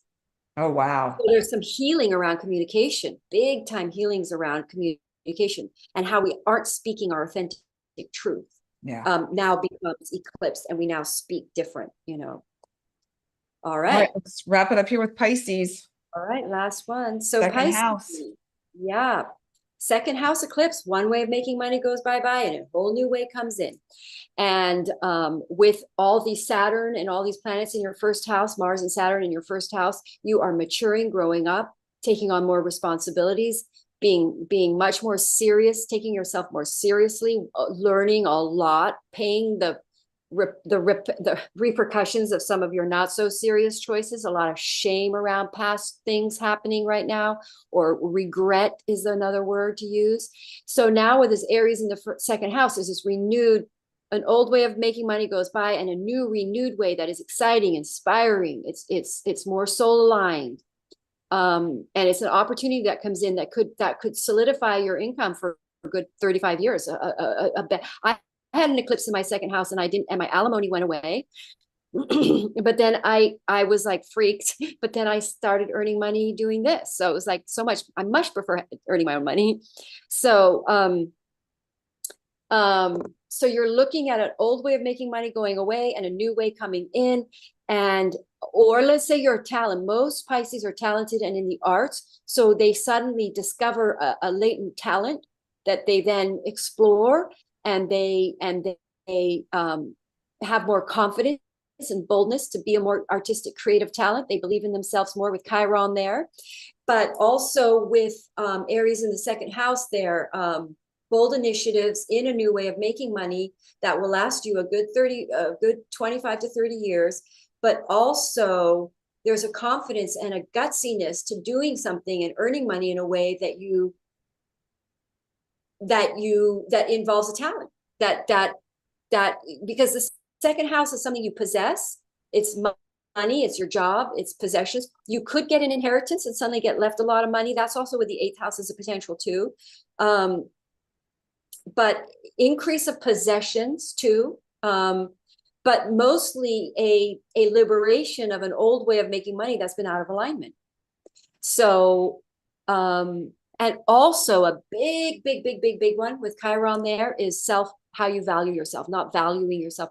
A lot of times eclipses in the second house show you how low your ego is about you. How you can act really ego this and really ego that and be like confident or seem confident. But with that Chiron transiting your second house, you're really learning how you don't really value yourself, how you're not charging what you deserve, how you have low self-esteem. A lot of Pisces energy comes with that. So an increase of self-esteem. Talk about that. I bet we're going to get some yellow cards here. This card actually is like, bam. It really No way. is. Really? It's the bird of Wow. paradise. And yes, we do have orange. We also have purple. There's pink. We've got a lot of colors, and it's like, it's all these tendrils going out, reaching out. And the message to me feels more like a support for Pisces is to communicate with your angels, communicate with the loving beings around you that can support you. What I call this your soul spirit team. It's your team of teachers, ancestors, ascended masters, angels, guides that you don't even have to know who they are, their names or anything. You just call your soul spirit team to be with you and support you. And the exact quote unquote right ones will show up for you. And so I think it's a reminder. This is how I'm receiving this flower, a reminder to communicate and to trust that and know that you have a lot of support that can allow you to expand. Because I don't know if you're familiar with the bird of paradise, but it starts off being closed with just this kind of thick thing at the end and like one stalk, and then as it opens, it blossoms, it expands out. So yeah, well, I'm really seeing from the flowers that are coming out the importance of the Chiron placement in this transit. I really do think that this eclipse is bringing everyone into their solar plexus power and feeling with the Aries Chiron, we're really healing our unempowered selves, where we have been unempowered in our lives. And so it's beautiful, that part of the eclipse, It really is. It really is. I mean, connecting in with I don't even want to say that. It's almost like accessing, knowing that we have that power when it's often covered up by anxiety and fear and doubt and insecurity, to take a deep breath. This is a collective healing. And I'm sure after this eclipse, everybody's going to seem different. Everybody that we know is going to look different. They're going to be different because they've had some sort of massive, empowering transformation occurring, because Chiron in Aries. And what is Chiron Aries? Chiron is the wounded healer. So now we become empowered to step forward and change the world and do what we're here to do. And that Chiron, that empowerment is like, I feel it and I see it around in society, and we're stepping up because it's the age of Aquarius and the people are retrieving our power. So it's a sort of a collective healing for the people, which is great. Very good. Very, very good. So go soulful, everybody. And that's the way. Spiritualism, your soul, water, ebb and flow, meditate, relax. Yeah. And if you're feeling anger and and conflict energies rise in you or aggression, you do want to put it out. Use water. Spirit water is like spiritualism, so use water to put it out. Yeah. Because Well, it's not going to be good to be too aggressive in these energies, you know. well, the same too with the flower energies, you know, using one of these mists, these aura mists that really just bring you back into a state of balance. They've got such a beautiful scent. I have a discount code underneath. I don't make any money off of this. I just know that they work and I love them. And I have a relationship with them where they're offering a discount for people, but I get nothing. This is not an affiliate link or anything like that. It's just, something Well, I know is so helpful. Truly. say this river in this picture is interesting that I put it up because that is where the Pisces energy is right now. All the planets are in a river flow sign. So you want to go river. You want to go water. Flow, baby, flow. Ebb and flow. Yeah. Yeah. All right. Well, All thank you, right. Madelaine, My for pleasure. your Good luck, wisdom. everybody. As always, thank you everyone for joining us, for staying Give us with a us. like. Give us Yes. like. Like, And subscribe, comment, follow both of us on both of our channels and pages. And if you're looking for some assistance or support, you know how to reach us. The information's below. And thanks for being with us. And we'll see you here in a couple of weeks. We'll let you know when the next date is as soon as we nail it down. All right, everyone.